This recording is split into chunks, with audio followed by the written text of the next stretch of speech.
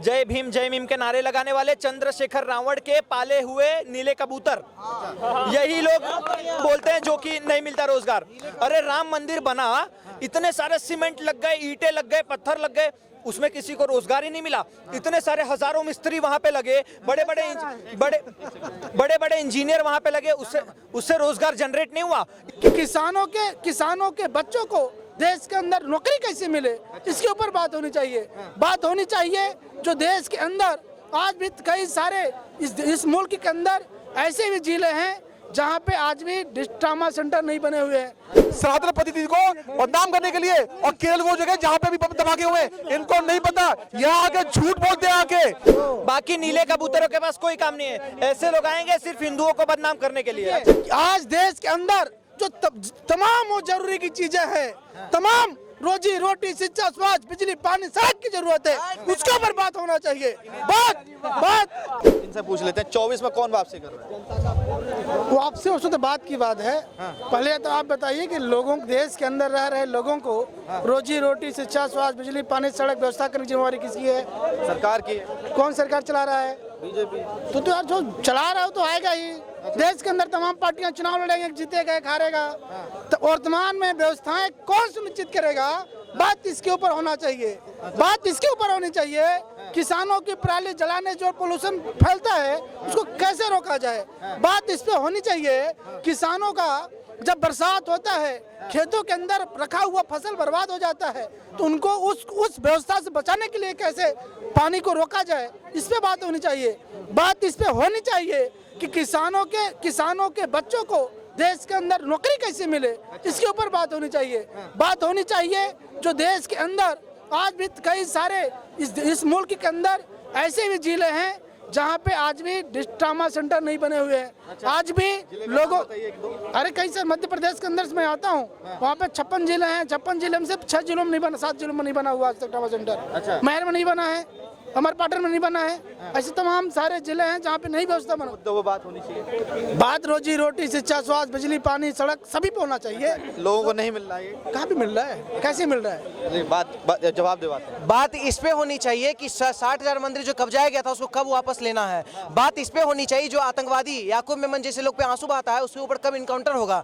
बात इस पे होनी चाहिए जो कहीं ना कहीं जो जितने भी आतंकवादी जो इस देश में पल रहे हैं, जो आज के डेट में नीलम आजाद जो जाके वहाँ भिमटी जो है गुलाल उड़ा रही है, उस पर क्यों नहीं बात हो रहा है। बात इस पे होनी चाहिए जो आतंकवादी जो इस देश में कुछ पल रहे हैं, जैसे राहुल गांधी हो गए, जो आने वाले टाइम में संसद में फटने वाले हैं, उन पे क्यों नहीं बात होता है। बात इस पे होनी चाहिए कि 4 करोड़ लोगों को आवास योजना के तहत, प्रधानमंत्री आवास योजना के तहत आवास मिला है। बात इस पे होनी चाहिए 14 करोड़ लोगों को शौचालय मिला है। बात इस पे होनी चाहिए कि राम मंदिर मिलने का काम हुआ है। बात इस पे होनी चाहिए कि आज के डेट में मथुरा का फैसला आ गया, तो बात इस पे करिए ना महोदय। आप नेता तो बन गए राहुल गांधी के, लेकिन आपको ये नहीं पता है कि बात एग्जैक्टली होनी किस पे चाहिए। बात जिस पे इस देश में होनी चाहिए वो देश का युवा चाह रहा है। आप बेरोजगार हैं, हम एक यूथ है, ठीक है। हम अगर बेरोजगार नहीं तो आप कौन होते मेरा मुद्दा उठाने वाले। अगर हम बेरोजगार है तो हम अपना मुद्दा खुद उठाएंगे। और पहली बात तो इस देश में स्वरोजगार या बहुत सारे प्रकार के रोजगार है, ठीक है। हर कोई रोजगार के साथ जुड़े हुए हैं, ठीक है। लेकिन आज के डेट में 15 एम्स बनाए, क्या 15 एम्स में ये नहीं काम करेंगे? अगर पढ़ेंगे लिखेंगे तो ये नेता बन के गमछा टांग के बोलेंगे राहुल गांधी जिंदाबाद, तो इनको एम्स में भेज दे। 16+ IIT कॉलेज बनाए, क्यों नहीं जाके IIT में चल जाते हैं? 14 करोड़ शौचालय बना, आपको काम नहीं दिख रहा है? बात इस पे क्यों नहीं करते आप? बात इस पे होनी चाहिए। किस पे आप बात होनी चाहिए? आप बताइए किस पे होनी चाहिए। आप जिस चीज बोलिएगा उसी पे बात करेंगे, बताइए किस पे होनी चाहिए। खाने के लिए भोजन नहीं है, शौचालय पहले बना दिए, पहले अब खाने की व्यवस्था करो। शौचालय भी दिया गया, बात इस पे भी होनी चाहिए। बात इस पे भी होनी चाहिए कि 80 करोड़ लोगों को खाने के लिए राशन भी मिला है। आज आप दे रहे हो, 9 साल पहले नहीं मिलता था। अरे नहीं, बिल्कुल नहीं मिलता था पहले, नहीं मिलता था। सन 2009 के आंकड़े उठा के देख लो, 1 लाख टन का जो अनाज है वो सड़ जाता था। गूगल करिए अगर ना निकले। अभी गूगल कीजिए, मोबाइल निकालिए।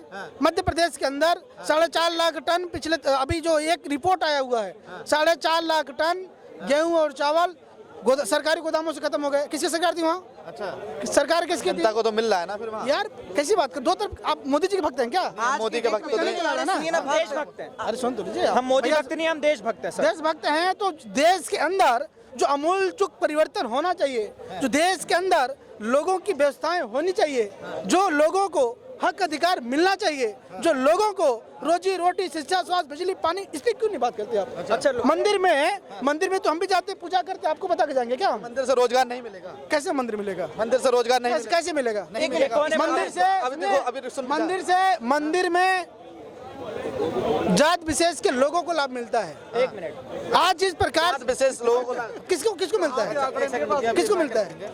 अभी अयोध्या में अभी वैकेंसी निकली थी, 3000 लोगों ने फॉर्म डाला था मुख्य पंडित पुजारी के लिए। इनको ये किसके नहीं भर्ती पता हुआ? वो 3000 लोग नहीं थे, 30,000 मंदिर से रोजगार कैसे मिलता है ये बताएंगे। देखो, ये मंदिर से रोजगार नहीं मिलता, ये कौन बोलता है पता है? जय भीम के नारे लगाने वाले चंद्रशेखर रावण के पाले हुए नीले कबूतर, यही लोग बोलते हैं जो कि नहीं मिलता रोजगार। अरे राम मंदिर बना, इतने सारे सीमेंट लग गए, ईंटें लग गए, पत्थर लग गए, उसमें किसी को रोजगार ही नहीं मिला। इतने सारे हजारों मिस्त्री वहां पे लगे, बड़े बड़े इंजीनियर वहां पे लगे, उससे रोजगार जनरेट नहीं हुआ। इतने सारे होटल खुल गए वहां पे, जो 3000 रुपए रेंट था होटल का, उसका आज रेंट कम से कम 9-9, 10-10 हजार रुपए हो गया। तो भैया रोजगार नहीं है। जमीन का 10-10, 12-12% का रेट बढ़ गया, वो कोई एम्प्लॉयमेंट ही नहीं है। एयरपोर्ट बन गया, वहां पे होटल बन गए, बसेस, ई रिक्शा सब चलने लग गए, और कोई रोजगार ही नहीं है। अब रोजगार इनको क्या चाहिए पता है? रोजगार क्या चाहिए पता है? 10वीं का सर्टिफिकेट लेके आओ, मैट्रिक पास का, और डीएम और आईएएस बना के बैठा दो, तब बोलेंगे कि भैया हमें रोजगार मिला है। और ये बोल रहे हैं कि भैया एक धर्म विशेष लोगों को ही रोजगार वो मिलता है मंदिर में एम्प्लॉयमेंट। भैया वहां पे वैकेंसी निकली थी, डिजिटली वैकेंसी निकली थी, सबको पता था। 30,000 लोगों ने फॉर्म भरा। अगर तुम्हारे पास इतना ज्ञान था, इतनी जानकारी थी, तो तुम भर देते, फॉर्म भर देते, पेपर दे देते, इंटरव्यू हो जाता, मिल जाता रोजगार। तुम फॉर्म भरोगे नहीं, कुछ करना नहीं है, अभी बस गाना है। देखिए मंदिर से कैसे रोजगार कैसे मिलता है वो साल पहले केरल की सरकार ने पुजारियों के लिए एक वैकेंसी लेकर के आई थी। वहाँ पे मंदिरों के अंदर सरकारी वैकेंसी निकली। छत्तीसगढ़ के हमारे 5 आदिवासी भाइयों का सिलेक्शन हुआ। उस सिलेक्शन के बाद देश के अंदर त्राहिमाम मच गया, तमाम तरह पे विरोध प्रदर्शन होने लगे। क्या आदिवासी दलित मंदिरों के पुजारी बनना शुरू कर देंगे? झूठ कह रहे।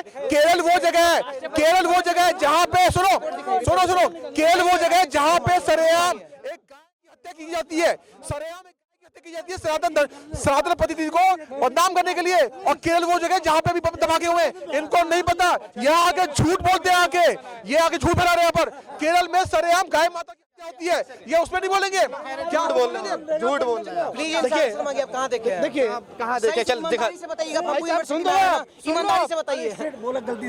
अरे सुन तो लीजिए आप, केरला में हो ही नहीं सकता सर, हिंदुओं को तो वहाँ कोई पूछता नहीं है। नीले कबूतरों को एक ही काम रह गया है, हिंदुओं को बदनाम करना और चंद्रशेखर रावण का जो प्रोपोगेंडा है जय भीम वाला, उसको ग्राउंड लेवल पे उतारना। बाकी नीले कबूतरों के पास कोई काम नहीं है। ऐसे लोग आएंगे सिर्फ हिंदुओं को बदनाम करने के लिए। अच्छा, एक सवाल है मेरा आपसे, देखो मेरा सवाल आपसे फिर से। सुन लीजिए आप, मेरी पूरी बात हो जाने दीजिए पहले। जब तक पूरी बात नहीं हो पाएगी, जब तक तर्क और तार्किक चीजें निकल के नहीं आएंगी। बिल्कुल हम तर्क भाई हमने बात रखा, भाई ने विरोध किया, हम सहमत असहमत हो सकते हैं, लेकिन किसी के विचार को खत्म नहीं किया जा सकता। इस देश के अंदर विचारधारा होगी तो उस मनुष्य को कुचलने का काम हम करेंगे, उस विचार को कुचलने का काम करेंगे। सुन लीजिए भाई साहब, आप इस देश के अंदर सभी धर्म के लोग रहते हैं, सभी ग्रंथ मजहब के लोग रहते हैं। सुन लीजिए आप, इस देश के अंदर इंसान और इंसानियत जिंदा रहती है।